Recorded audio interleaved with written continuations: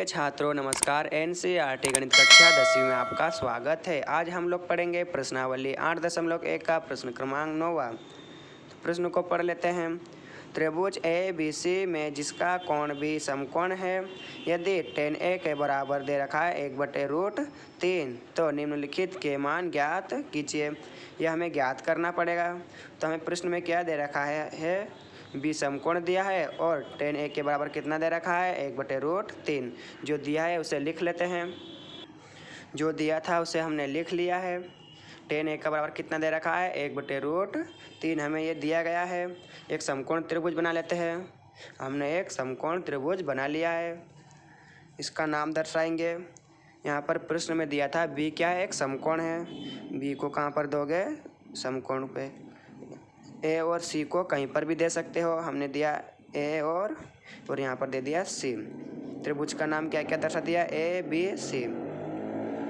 tan का सूत्र क्या होता है, tan का सूत्र होता है लंब बटे आधार। इसे कैसे निकालते हैं, लाल बटे कक्का से। tan का सूत्र क्या रहेगा, लंब बटे आधार। तो लिख लेते हैं लंब बटे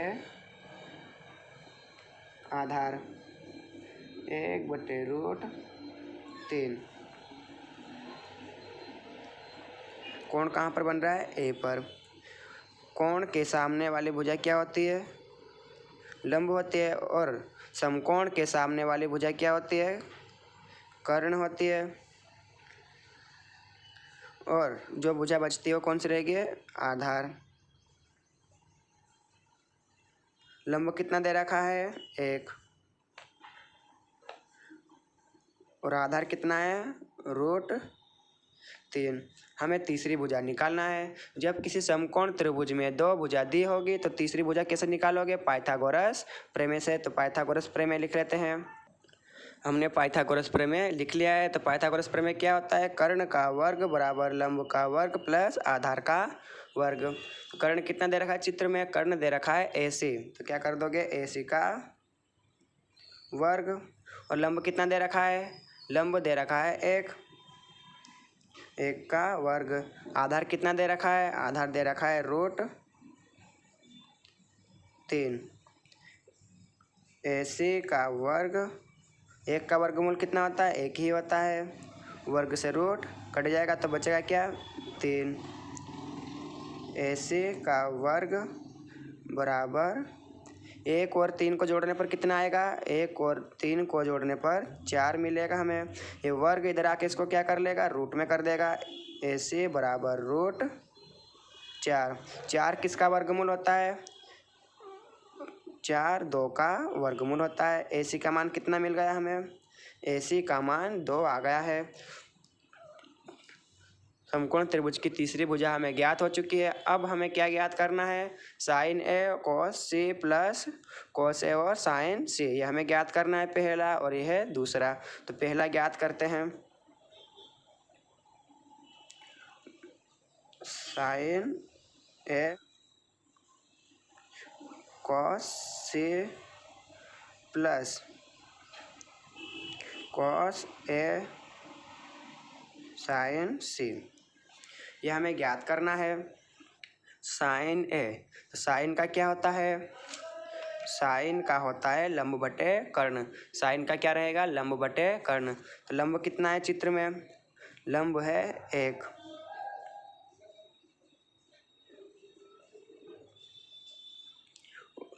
और कर्ण कितना दे रखा है, 2।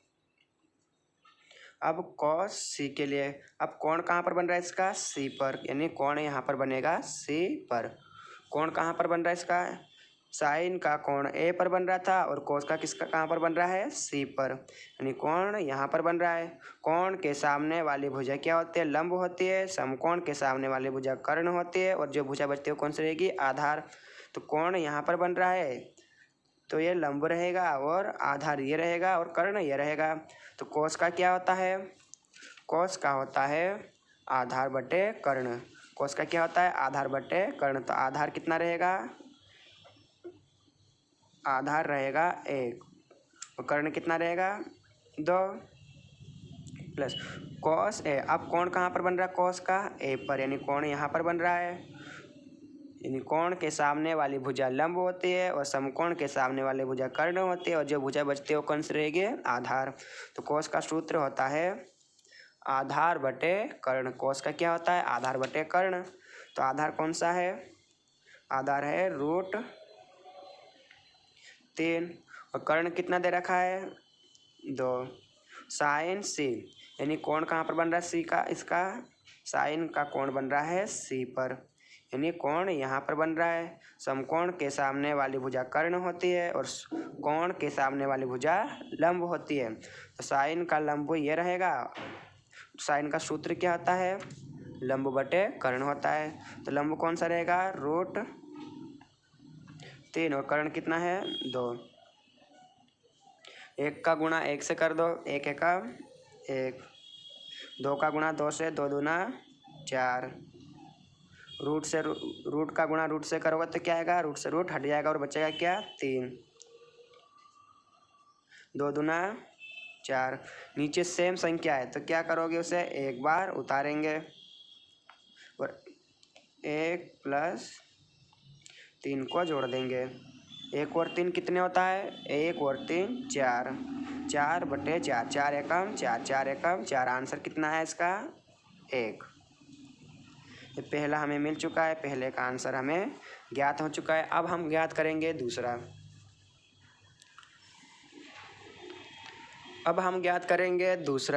तो दूसरे में क्या है? cos A cos C minus sin A sin C।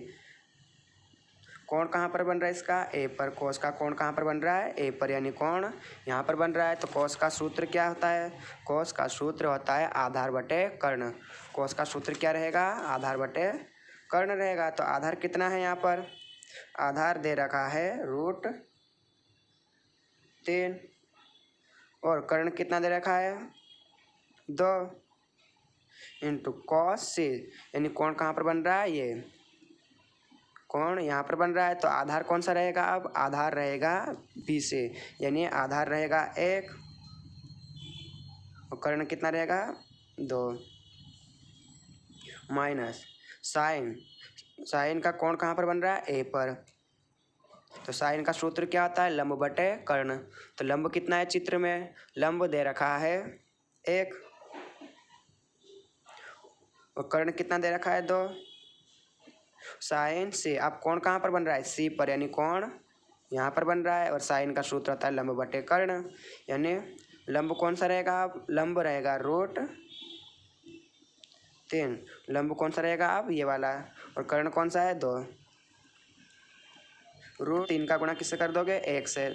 √3 एकम, अब √3 का 3 ही रहेगा। 2 दूना 4। इसका गुणा इससे करने पर वो भी क्या आएगा? √3। 2 दूना 4। नीचे सेम संख्या है तो उसे एक बार उतारोगे। √3 में से √3 को घटाने पर कितना आएगा? 0। 0 में 4 का भाग देने पर कितना आएगा? 0। इसका आंसर आ गया 0। ये हमारा सिद्ध हो चुका है। अपनी कॉपी पे स्टेप बाय स्टेप उतार लेना। पहला स्टेप ये रहा यहाँ से लेकर यहाँ तक, और दूसरा